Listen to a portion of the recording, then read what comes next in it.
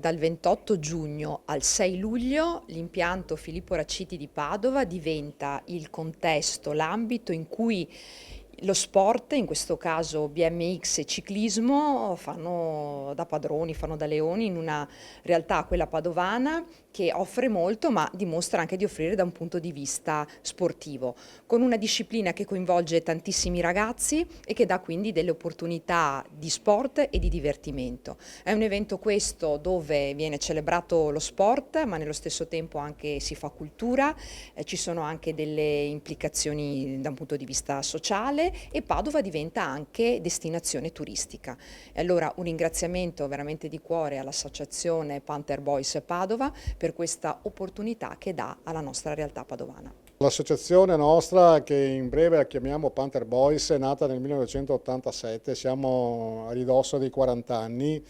ed è sempre partita con lo scopo di far andare i ragazzi in bicicletta, di farli divertire, con l'obiettivo di formarli. Cioè a noi interessa che imparino a vivere prima che diventare atleti vincitori. Poi chiaramente se vincono anche le gare, meglio così. L'anno scorso nell'ambito della nostra attività, che non si occupa solo di BMX ma anche di attività di ciclismo su pista,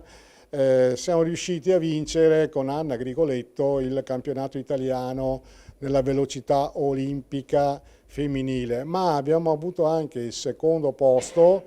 nella velocità olimpica maschile, che per un centesimo di secondo non abbiamo mancato il titolo anche là. Oggi abbiamo portato qui con noi Morello, Gianluca, il quale è campione regionale veneto di quest'anno, ma ne abbiamo altri campioni, abbiamo anche dei campioni italiani, ma oggi non potevano venire, quindi abbiamo portato uno in rappresentanza di tutti.